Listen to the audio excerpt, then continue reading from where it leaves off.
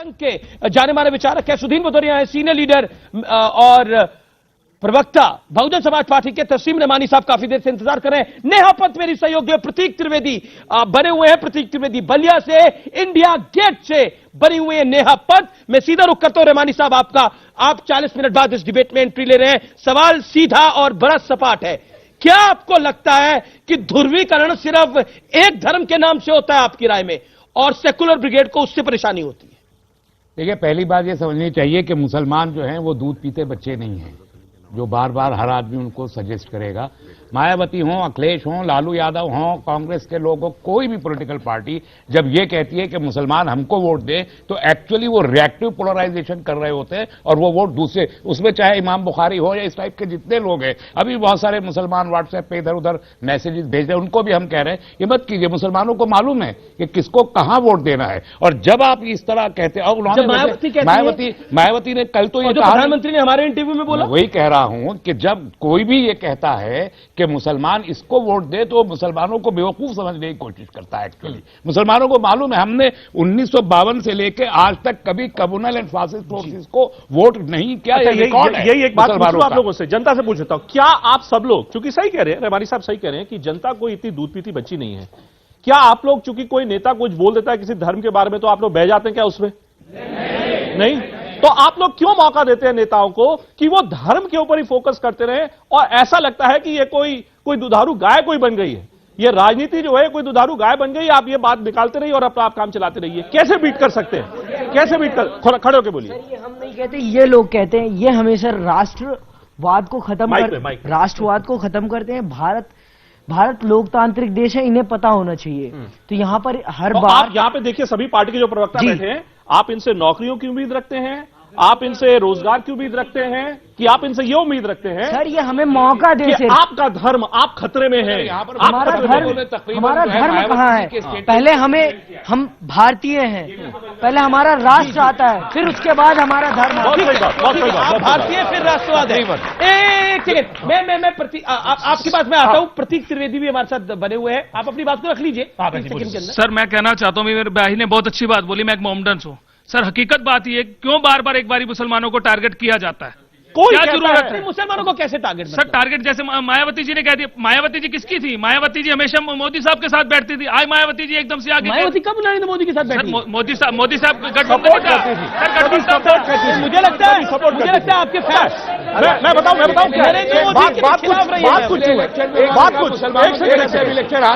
बात कुछ यूं है, कोई कहता है हिंदू खतरे में है, कोई कहता है मुसलमान खतरे में है। एक सेकंड आप साथ बैठिए, सुन लीजिए, मैं क्या कह रहा हूं, कोई कहता है हिंदू खतरे में है, कोई कहता है मुसलमान खतरे में है। अरे मेरे यारों, मैं कहता हूं धर्म का चश्मा उतार के देखो, तुम्हारा देश खतरे में है। समझते नहीं हो आप लोग बात को? ठीक है, मैं रुक करता हूं। प्रतीक त्रिवेदी भी मेरे साथ जुड़े हुए हैं। प्रतीक त्रिवेदी, जब हम यहां पर बात करते हैं, क्योंकि इस इंटरव्यू में प्रधानमंत्री ने किसान की भी बात करी है, विकास की भी बात करी है, और मायावती के उस स्टेटमेंट पर भी अटैक करा है, क्या आपको लगता है कि जनता जनार्दन के बीच में क्या मुद्दा होता है? प्रतीक त्रिवेदी, ओवर टू यू। जहां जनता का रिएक्शन सुनवाइए, जनता के सवाल सुनवाइए। पवन खेड़ा स्टूडियो में बने हुए हैं, सुधांशु त्रिवेदी बने हुए हैं, डायरेक्ट जवाब देंगे बलिया से सीधा। प्रतीक, 45 मिनट, हाँ बिल्कुल साहब सही बात, आपने चर्चा चलाई और एक बयान पे 45 मिनट चले गए, और अब जनता जो है बड़ी बेतावली है, क्योंकि उसके मुद्दे आ नहीं, उसके तो मुद्दे आ नहीं रहे। जनता कह रही मेरी बात तो किसी ने सुना ही नहीं। अरे यहाँ पूछो हालात क्या है, आपने अपने सारे हालात बता दिए, और जनता जो है कह रही मैं बताऊं आपसे, मैं मुसलमानों की बस्ती में भी जाता हूं और हिंदुओं की बस्ती में भी जाता हूं। जब मुसलमानों की बस्ती में जाता हूं, कहता भैया आप बड़ी ईमानदारी से बात कहा करो और ऐसे ही बैलेंस रहा करो और हमारी बातें बेबाकी से रखा करो। और जब मैं हिंदुओं की बस्ती, अरे भाई साहब हमारे रोजगार की बात तो कर लिया करो, हमारी बिजली, सड़क, पानी, ये सब हालात देखिए। देश में जो है वो जनता बहुत दूसरी तरह से सोचती है, और वो सोचती भी है। हाँ ये बात सच्चाई है, मैं जानता हूं कि जातीय समीकरण बहुत बड़े होते हैं, उन पे चुनाव होते हैं क्योंकि उन पे टिकट दिए जाते हैं। और अब बात दरअसल ये आ गई, मैं जनता पे ही जाऊंगा क्योंकि मुझे भाषण नहीं देना, जनता पे ही जाऊंगा, बहुत बेसब्र है, कुछ 2-4 मिनट वो भी बोलना चाहेगी कि अगर चुनाव रिलीजन डिवीजन पे है तो फिर बात अलग है, लेकिन अगर जाति समीकरण में तो कहां चुनाव है? ये दो बड़े मुद्दे हैं। और ये उत्तर प्रदेश में, मैं बिल्कुल बिहार और उत्तर प्रदेश के एकदम मुहाने पे खड़ा हूं, ये सवाल बड़ा है, बिहार में भी हो चाहे उत्तर प्रदेश में हो। चलो भाई बताओ, हिंदू मुसलमान का जो मुद्दा है कितना बड़ा मुद्दा? कुछ मुद्दा नहीं है, कुछ मुद्दा नहीं है, नहीं, हिंदू मुसलमान को मुद्दा नहीं है।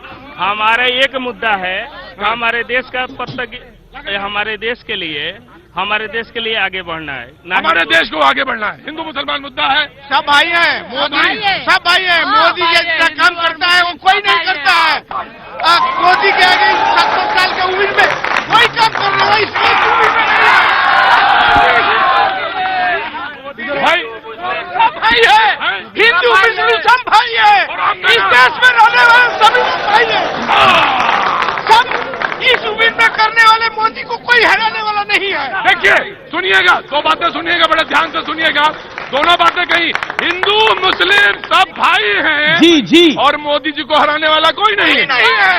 इतना काम करने वाला कोई पब्लिक यहाँ पर तालियां बजा रही है इनके बयान पर, यही हीरो हो गए। इनसे ये पूछिए कि हमारे मोदी जी 2014 सभी जनसभा में क्या करते हैं, काला धन आज जो काला धन का नाम क्यों नहीं लेते हैं? सवाल भी काला धन क्यों नहीं लेके आए? काला धन क्यों नहीं लेके आए? जी, ताली बजाई ताली।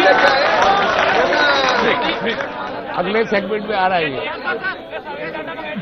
जी प्रतीक, जी प्रतीक, आप ठीक है प्रतीक? मैं उसी हाँ जी बोलिए। प्रतीक, यहाँ जनता भी तालियां बजा रही है, सुदीन भदौरिया ने भी ताली बजाई काले धन पर जब सवाल आया। और मैं अब रुख करता हूं पवन खेड़ा का और सुधांशु त्रिवेदी का। सुधांशु त्रिवेदी, मुद्दे तो सब है। प्रधानमंत्री ने इस इंटरव्यू में बात करी, कांग्रेस आतंकवाद को लेकर सॉफ्ट है, बात की कि 35 है और 370 को हम हटाना चाहते हैं, लेकिन सवाल खड़ा होता है कि 5 साल तक आपकी सरकार थी, आप हटा नहीं पाए। प्रधानमंत्री ने AFSPA की भी बात की और कहा कि मैं तो इसे नहीं हटने दूंगा जब तक हालात ठीक नहीं होंगे। जवाब देखिए, बहुत साफ बात है कि आफ्सा के बारे में जो हमारी आपत्ति, हालात ठीक हो जाए, हटना चाहिए। नॉर्थ ईस्ट में लगा, कुछ जगहों पे जब हालात नॉर्मल हुए हट गया, मगर आपत्ति किस बात पे है? जब मैनिफेस्टो में यह शब्द लिखा रहता है कि आफ्सा को रिलैक्स करना चाहिए, किन मुद्दों पे? 3 चीजों का नाम लिखा रहता है उसमें। लिखा रहता है एट्रोसिटीज, डिसअपियरेंस और सेक्सुअल हैरेसमेंट, यानी गायब होना, प्रताड़ित करना और यौन उत्पीड़न। यानी आप एक प्रकार से कह रहे हैं कि ऐसा कुछ आर्मी करती है। इसका मतलब आप परोक्ष रूप से लांछन लगा रहे हैं कि भारत की सेना ऐसी चीज में इस्तेमाल होती है। प्रधानमंत्री ने बोला आतंकवाद को लेकर कांग्रेस सॉफ्ट है। मैं पवन खेड़ा का भी ले लेता हूं। बात क्यों आती है? देखिए, अभी इन्होंने बड़ी अच्छी बात कही भूपेंद्र जी ने कि भाई देश खतरे में है। देश खतरे में सबसे ज्यादा किससे होता? आतंकवाद से। मगर अफसोस यह है कि हमारे यहां आतंकवाद को देखने का एक नजरिया है। याद करिए 80 के दशक में आतंकवाद शुरू हुआ, खुलेआम हम सबने शब्द सुना है, सिख आतंकवाद, ठीक। एलटीटी का आतंकवाद हुआ, तमिल आतंकवाद, बोडो आतंकवाद, 4 फर्जी केस लगा दिए, हिंदू आतंकवाद। मगर एक आतंकवाद जब होता है, जब जाकिर मूसा कहता है कि कोई कश्मीरियत की नहीं इस्लामी खलीफत की लड़ाई है, तो आतंकवाद का मजहब नहीं है। ये जो तरीका है ना, या तो सबको ईमानदारी से स्वीकार करिए या कहिए किसी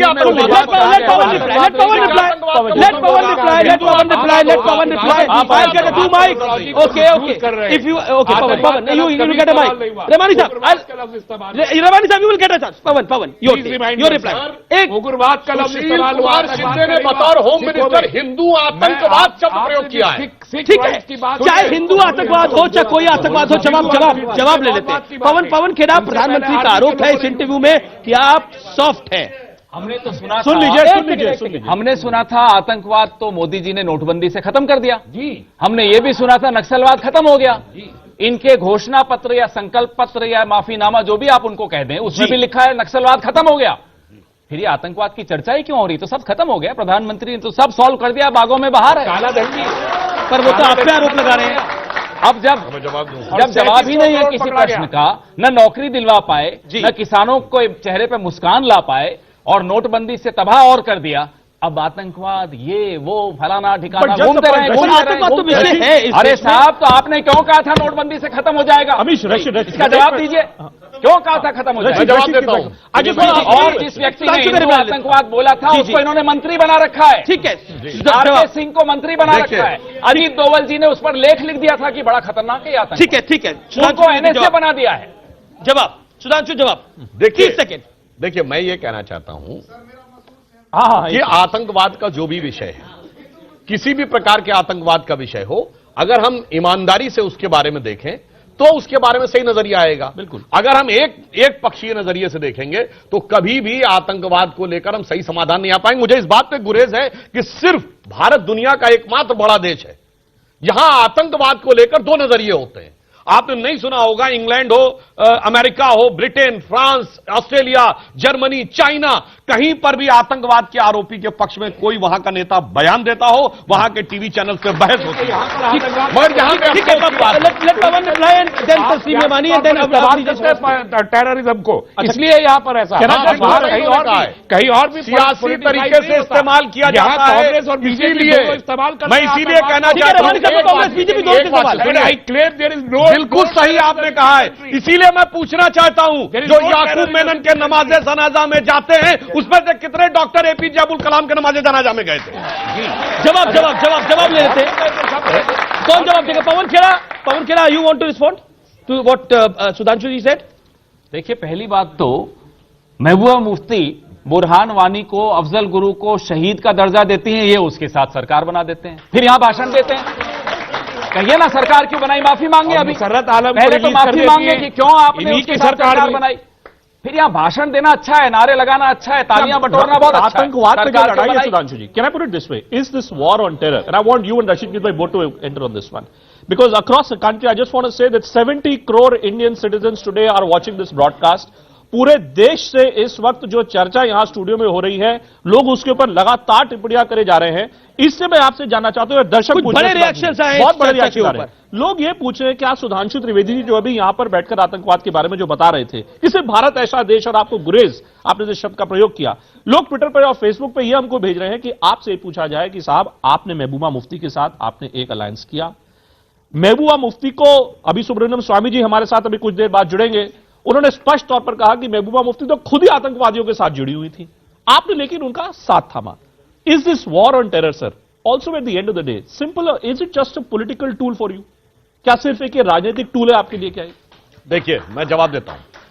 महबूबा मुफ्ती के साथ हमारी सरकार थी, घनघोर मतभेद के बावजूद। हमने कई ऐसे दलों के साथ सरकार बनाई, हमने बसपा के साथ भी एक दौर में सरकार रही, डीएमके के साथ सरकार रही, और जब अकाली दल से हमारा 90 के दशक के शुरू में गठबंधन हुआ, उसमें भी बहुत से उग्रवादी तत्व थे, मगर यह प्रयास सफल नहीं रहा। मगर मैं याद दिलाना चाहता हूं, ममता बनर्जी, महबूबा मुफ्ती के साथ सरकार चलते हुए ऑपरेशन ऑल आउट हुआ। उनकी सरकार चलते हुए हुर्रियत नेताओं से ना हमने बात की, न पाकिस्तान से बात करने दी। ईडी के केसेस उनके चलते हुए, एनआईए के केसेस। राहुल गांधी ने इस समय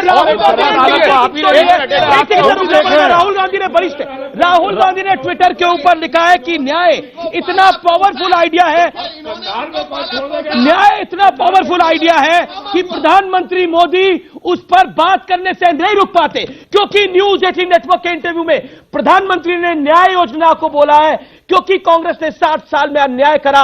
राहुल गांधी ने कहा है कि प्रधानमंत्री मोदी न्याय के बारे में बात करने से नहीं रुक पाते क्योंकि वो पावरफुल आइडिया है। सीधा रिएक्शन मैं बीजेपी का भी लूंगा, आज निवेश अवस्थी आपका भी लूंगा। आज निवेश अवस्थी 40 सेकंड में इसका रिएक्शन क्विकली राहुल गांधी के ट्वीट पर जवाब दे जी जी कि न्याय पर सवाल पूछा गया कि वहां पर एक न्याय की योजना आई है, या तो प्रधानमंत्री चुप रह जाते या बोले तो शायद राहुल जी ने पूरा इंटरव्यू नहीं सुना होगा कि एक सवाल के जवाब में उन्होंने कहा है, और उन्होंने कहा कि सिर्फ यही न्याय नहीं, जितना जितना जितना जितना अन्याय हुआ सिखों के देखा। ओके, वन मोमेंट, ठीक है, एक दूसरे का आप लोग टाइम कीपर बने, हमारा काम बहुत बढ़िया है। Look at the tweet, time keeper बहुत बढ़िया है। हमारा काम होता है आपकी नजर में ट्वीट नहीं होना चाहिए।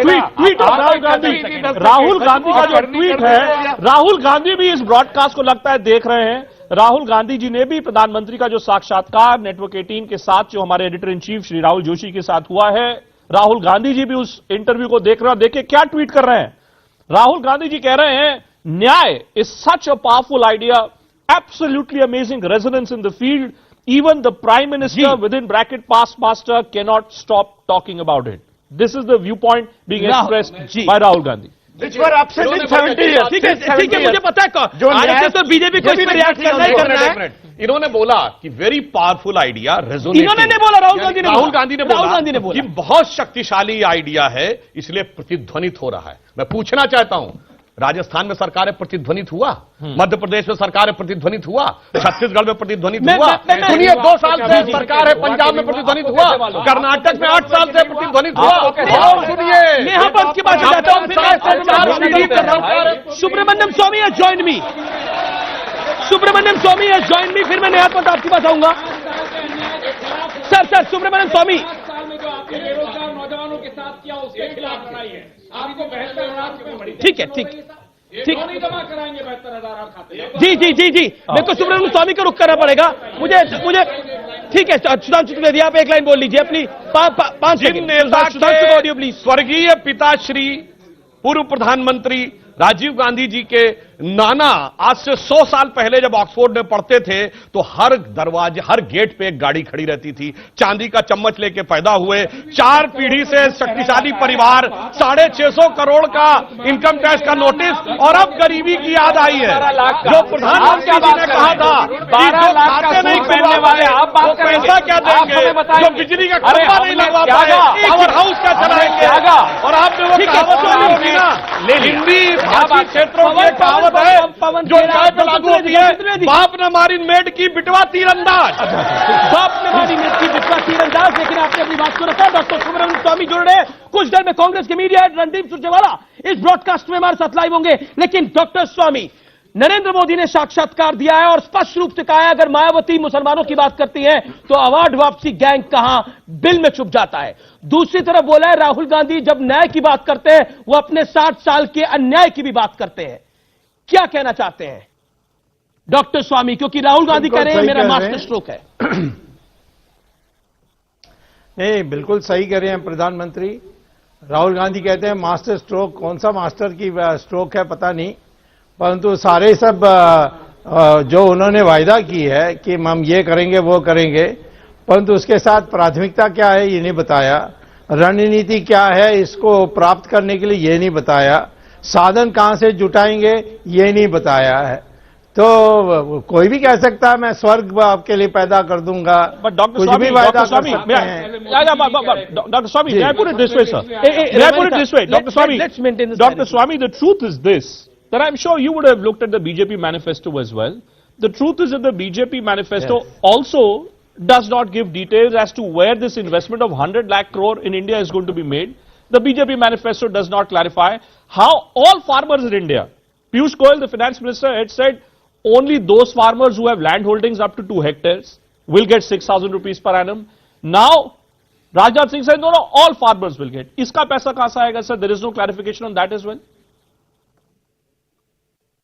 Well, I think personally that the BJP's USP, as they say, unique selling proposition, is national security and fighting corruption. And we have done the best in the last 70 years of any government. Yes, whatever is there in the few pages on the economic side, that has been badly prepared, and I don't want to comment on it. But because I don't think that's going to be an important part of our campaign. The important part of our campaign is going to be national security and fighting corruption. So you think, Dr. Swami, this interview is now what he's acknowledging it? Yes. It is a big blow to BJP's manifesto. No, but the Prime Minister Swami himself saying that it is badly prepared. The Prime Minister himself in this interview उन्होंने बड़े स्पष्ट शब्दों में कहा है प्रधानमंत्री ने कि राष्ट्रवाद एक बेसिक बुनियाद है भारतीय जनता पार्टी की। लेकिन sir, what I want to understand from you is this. For a party which lays so much of emphasis on economic development, and the Prime Minister has given a whole range of the economic initiatives which he has undertaken in course of that interview which is done with Network 18, let me say 70 crore people, 70 crore लोग इस वक्त doctor स्वामी आपको देख रहे हैं यहां पर, और सब लोग ये जानना चाहते हैं कि क्या राष्ट्रवाद, नेशनल सिक्योरिटी, नौकरी नहीं, राष्ट्रवाद भारतीय जनता पार्टी को एक बार दोबारा लेकर आएगा? Is that the reality, sir? Yes, that is what the people want. Narasimha Rao produced the best economic result for any government of 5 years. And what happened to him? Vajpayee also advanced the election saying India is shining. What happened? The party strength became half. I think this country knows its priorities. Today our priority is not jobs. The priority is to protect this country from being Swamy doctor Swamy Bharatiya Janata party कैसी रोजगार एक doctor स्वामी रोजगार से चुनाव नहीं जीतेंगे का मतलब है रोजगार से चुनाव नहीं जीतेंगे। डॉक्टर स्वामी प्रधानमंत्री कहते हैं राष्ट्रवाद का मतलब होता है किसान की तरक्की, युवा की तरक्की, बेरोजगार को नौकरी। प्रधानमंत्री ये भी कहते हैं इस इंटरव्यू के अंदर। आप बताइए। झूठे संकल्प तरक्की तो होगी और हुई है। सवाल यह है कि हमारी प्राथमिकता क्या है इस चुनाव में।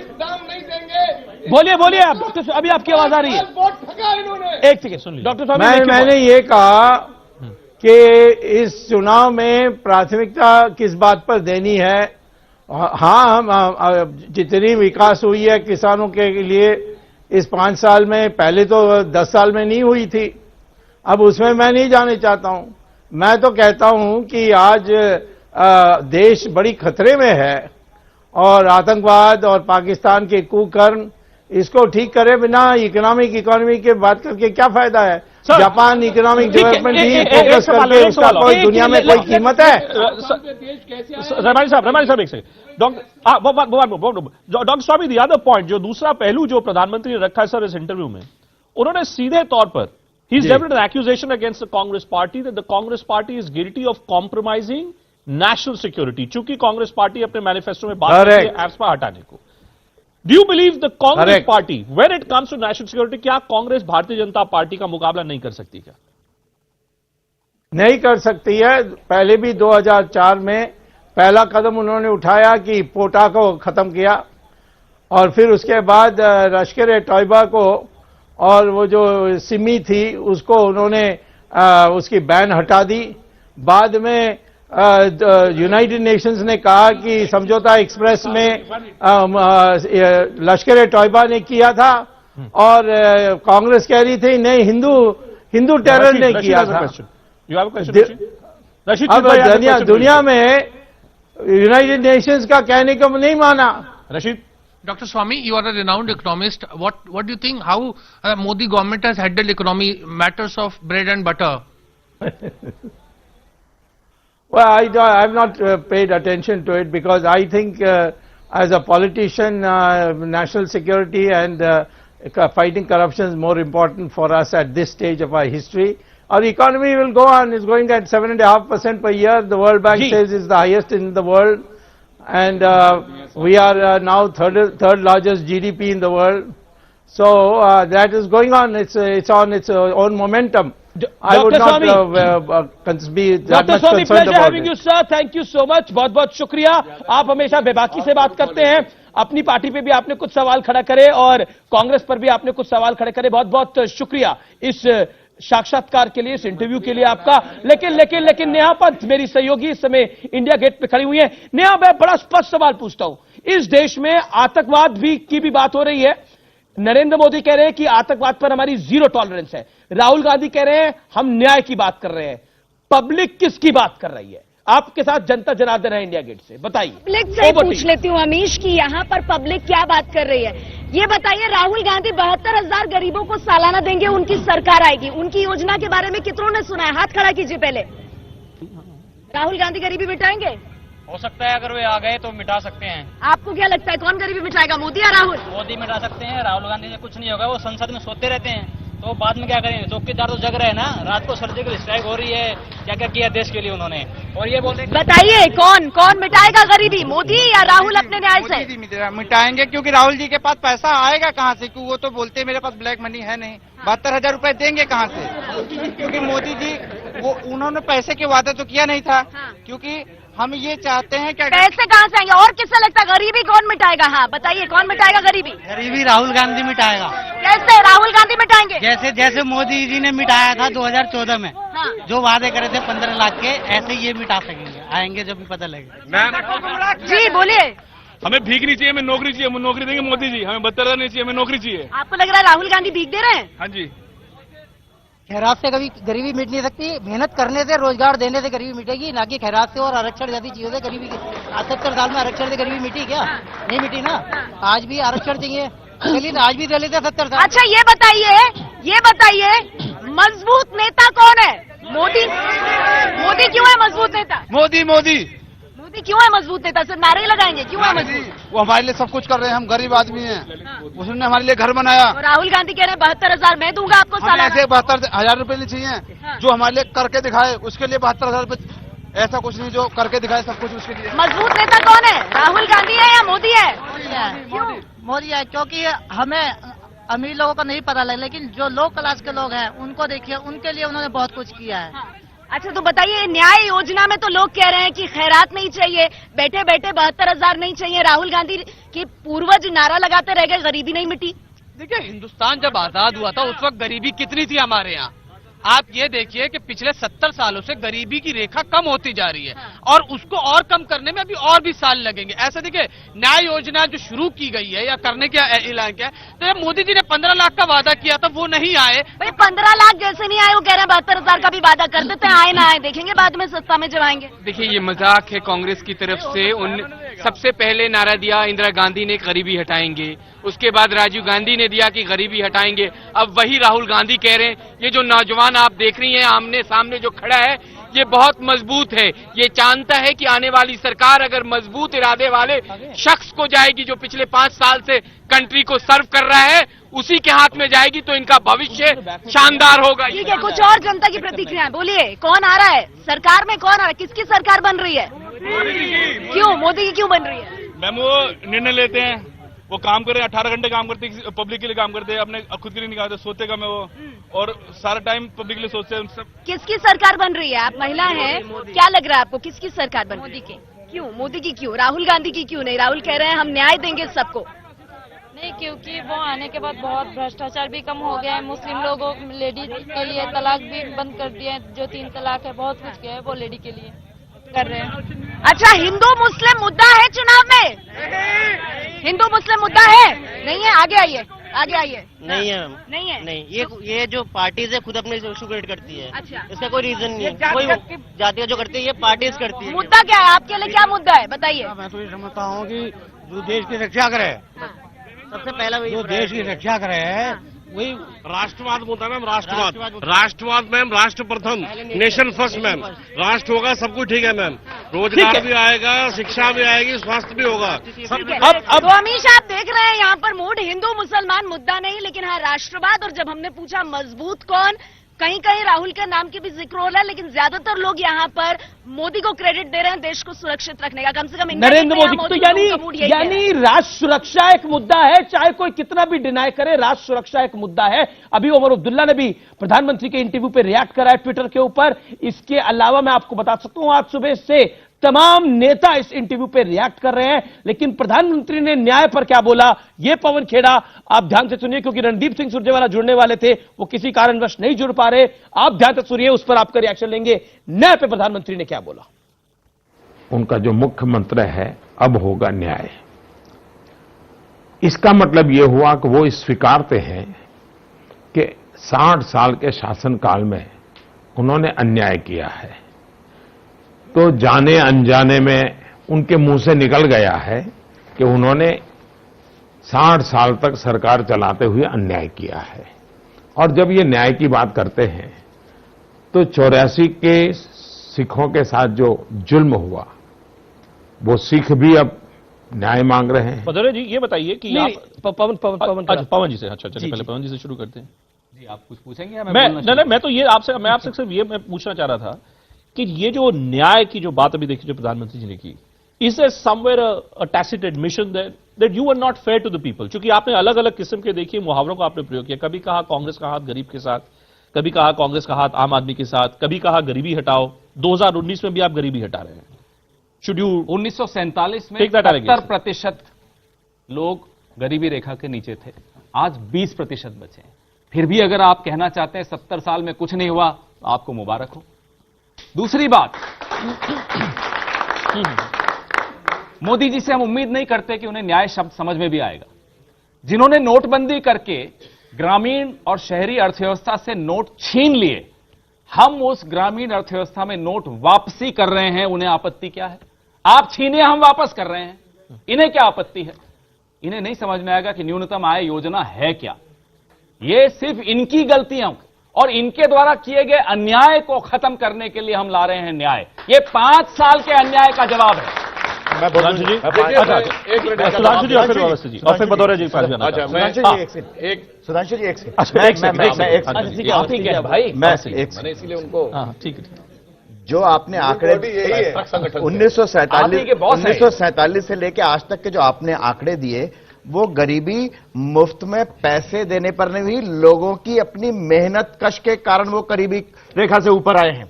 मुफ्त में पैसे देकर के नहीं की, पहली बात। और दूसरी, मुफ्त में पैसे देकर के नहीं हुई, मेहनत की है। यहाँ के एक ही सरकार ने काम किया है, वो नरेंद्र मोदी मेहनत करके कमाई है, सारी सरकारों ने काम। अच्छा,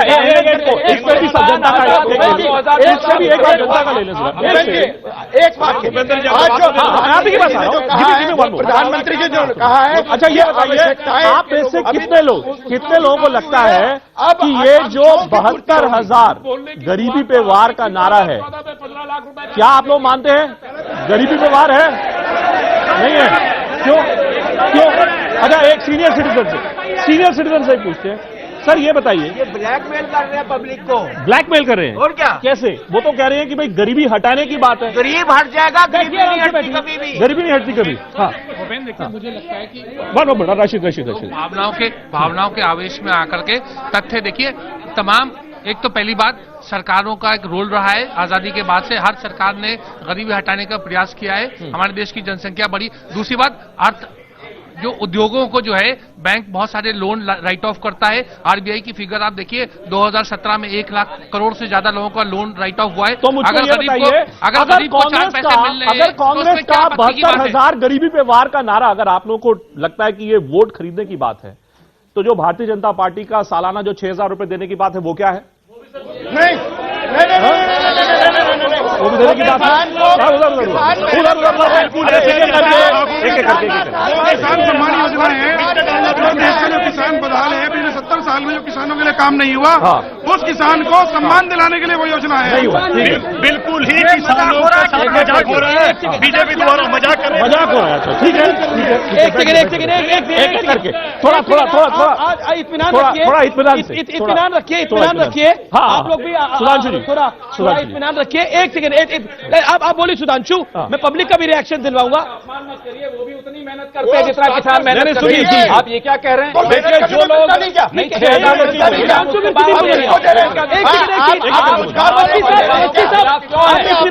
लोग बीजेपी बोल रही है मेहनत करें, जो इकोनॉमिक कंसिडरेशन है, जो हमारे यहाँ कहा गया 6,000 वो किस आधार पे है? एक जमीन की माप के आधार पर, वो एक एसेट और उस पे होने वाले मेहनत के आधार पर मिल रहा है। क्यों अन्याय कह रहे हैं? प्रधानमंत्री भाई जमीन रहेगी तो किसान सुधांशु, बड़ा सवाल है, प्रधानमंत्री अन्याय क्यों? एक मिनट प्रधानमंत्री मैं जवाब दे रहा हूं। अरे भाई जवाब दे रहा हूं। 84 के अभी हमारे की बात करते हैं। खेड़ा जी ने एक बात कही, सुनिए तो, अभी पवन खेड़ा जी ने बात कही कि 1947 से आज तक कुछ काम नहीं हुआ। मैं मानता हूं कुछ काम हुआ है, मगर वो कुछ ही हुआ है। क्यों? अब तुलना करनी तो बराबर से करके देखिए ना। सन 49 में चाइना आजाद हुआ था, आज कहा चाइना, कहा हम। सन 48 में इसराइल बना, कहा वो, कहा हम। जनवरी बर्बाद हो गया था, 45 में हम। कहा वो। एक लाइन कहना चाहूंगा, सुनिए, एक लाइन, अरे सुनिए, एक लाइन और कह दूंगा। एक लाइन में सारा सम एंड सब्सटेंस है। मैं कांग्रेस से कहना चाहूंगा, जनता की तरफ से, कि बेवफा तेरा ये फसाना, बेवफा तेरा ये फसाना एतबार के काबिल नहीं है। इस कदर धोखे खाए हैं हमने, सर उठाने के काबिल। ठीक है, भाई बाबू दीजिए एक सेकंड। देखिए, एक तो आप लोग थोड़ा सा मर्यादा में रहिए।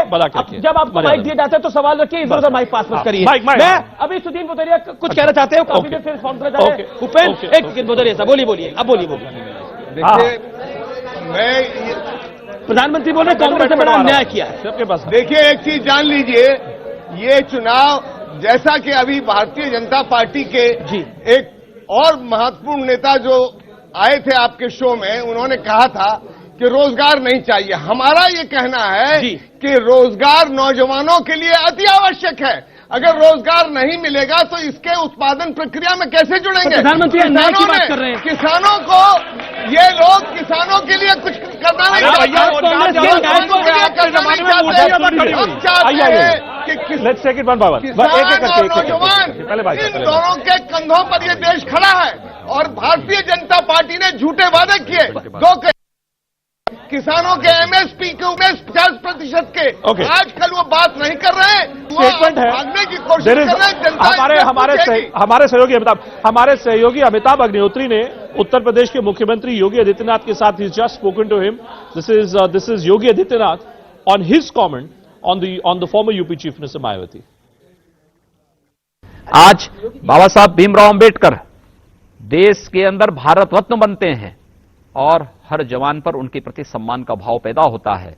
सुश्री मायावती जी का सहारनपुर का भाषण विशुद्ध रूप से मान्यवर कांसी राम जी का अपमान और बाबा साहब भीमराव अंबेडकर जी का अपमान और जोगेंद्रनाथ मंडल की तर्ज पर आगे बढ़ने की हिस्सा है। और मुझे लगता है भगवान करे इनको सद्बुद्धि दे। Okay, mister Bhadauria, respond to Yogi Adityanath statement, क्योंकि जो प्रधानमंत्री ने इंटरव्यू दिया न्यूज 18 इंडिया को, उसके ऊपर योगी आदित्यनाथ ने मायावती पर रिएक्ट करा है। देखिए कि भगवान आपको सद्बुद्धि दे। योगी आदित्यनाथ जी इसलिए बोल रहे हैं क्योंकि गोरखपुर, फूलपुर, कैराना, नूरपुर में ये धूल चाट चुके हैं, चुनाव में पूरी तरह से हार गए। हमारा गठबंधन वहां जीता। उत्तर प्रदेश में आंधी चल रही है गठबंधन की, पर आप मुसलमानों के वोट मांग रहे हैं। हाँ, हम सबसे वोट मांग रहे हैं, मुसलमानों से भी मांग रहे हैं। और क्योंकि गठबंधन जीत रहा है, इसलिए गोरखपुर में जो है उनका गृह जनपद है, वो अपने पोलिंग बूथ पे भी हारे थे। न्याय पर बात यह है, बात कुछ यूं है कि योगी जी जो कह रहे हैं उससे न्याय होगा, कांग्रेस पार्टी जो कह रही है उससे न्याय होगा, या भारतीय जनता पार्टी जो कह रही है उससे न्याय होगा। मैं ये समझना चाहता हूं कि प्रधानमंत्री की 6,000 रुपए सालाना, उन्होंने जो इंटरव्यू में भी उन्होंने हमारे कहा है, उन्होंने कहा है कि कांग्रेस में हवा हवाई बात नहीं करता, मैं जमीन की बात करता हूं, मैं वो बातें करता हूं जो मैं कर सकता हूं। आपको लगता है कि जो प्रधानमंत्री जी की 6,000 रुपए सालाना योजना है उसको तवज्जो दिया जाना चाहिए? नहीं, बिल्कुल नहीं देने चाहिए। क्यों? क्योंकि उन्होंने पहले 15 लाख का भी वादा किया था, वो भी नहीं आए। क्या उनको उम्मीद रख सकते हैं? किसी भी 2,000 रुपए की तो पहली किस्त आ गई? नहीं सर, कोई भी नहीं है सर। नहीं, बिल्कुल नहीं आई है। अरे आप एंटाइटल्ड होगे तब आएगी ना? हाँ बिल्कुल, आप एंटाइटल्ड होगे तब आएगी। आ गई ना? आ गई। अरे माइक ऐसे नहीं छीने नहीं। सर पहले मेरा एक 2 लाइन मशहूर शेर है। अच्छा, शेर सुनिए।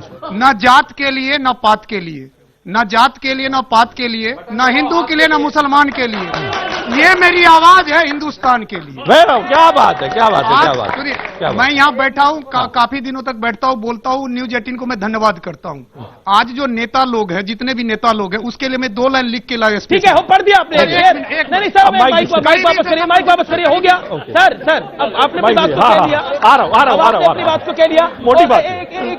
मैं वापस उस मुद्दे पर आता हूं। प्रधानमंत्री नरेंद्र मोदी ने अन्याय की जब पवन खेड़ा बात करी तो प्रधानमंत्री ने बोला कि सिख दंगे आपने करवाए, सिखों का नरसंहार कराया, आपने 60 साल में अन्याय करा, अब आपको न्याय ध्यान आ रहा है। उस पर क्या कहना चाहते हैं? ये सिर्फ न्याय योजना पर कटाक्ष नहीं था, यह आपके 60 साल के शासन पर कटाक्ष था। जो 60 साल में जो आपने जनता पर अन्याय, आज वीडियो देखा, नोटबंदी घोटाला कैसे हो रहा था, आज आपने जो खुलासा देखा, प्रधानमंत्री कार्यालय के अधिकारी कैसे गोदाम में जा जाके नोट बदलवा रहे थे, उसके लिए भी न्याय मिलेगा। उनको बोलिए हमारी तरफ से वादा है कि उस घोटाले की भी जांच होगी और न्याय मिलेगा। वो एक बात करते हैं, हम तो जय शाह के लिए भी न्याय लाएंगे। हम तो जो तमाम घोटाले इस सरकार में हुए हैं, रफेल से लेकर नोटबंदी से लेकर जय शाह तक का, सबके लिए न्याय होगा। हम आपको वचन देते हैं प्रधानमंत्री जी, आप निश्चिंत रहिए। ठीक है, सुधांशु त्रिवेदी, रिस्पॉन्ड टू पवन खेड़ा। प्रधानमंत्री जब अन्याय की बात करते हैं, क्योंकि कमलनाथ को भी उन्होंने भ्रष्टनाथ कहा है, वो आगे करेंगे, उसकी भी आगे हम बात करेंगे, लेकिन इस पर आप क्या कहते हैं? कांग्रेस के 60 साल के शासन को आप अन्याय क्यों मानते हैं? हम इसलिए अन्याय मानते हैं कि भारत की जो क्षमता थी, भारत की जो वास्तविक शक्ति थी, उसकी तुलना में तो 9 दिन चले 2.5 कोस हुआ। और उससे ज्यादा यह समस्या इसलिए रही कि आज क्या यह सत्य नहीं है कि कांग्रेस के वर्तमान अध्यक्ष, पूर्व अध्यक्षा और उनके ही परिवार के एक सदस्य, सब के सब लोग किसी न किसी चीज में भ्रष्टाचार के आरोप में मुचलके के ऊपर हैं। जी, नोटबंदी पे आपत्ति मुझे निश्चित रूप से सहज और स्वाभाविक है कि ऐसे नेता जो नोटों की माला पहनते थे वो नोटबंदी से समस्या होगी, उनको ये बात पूरी तरह समझी जा सकती है। वित्त मंत्री बोला अमित शाह के बैंक में कितने लाख करोड़ गए ये बताइए। बिल्कुल, एक दिन में अब मैं बताता कितने हूं करोड़ खर्च हुए, कितने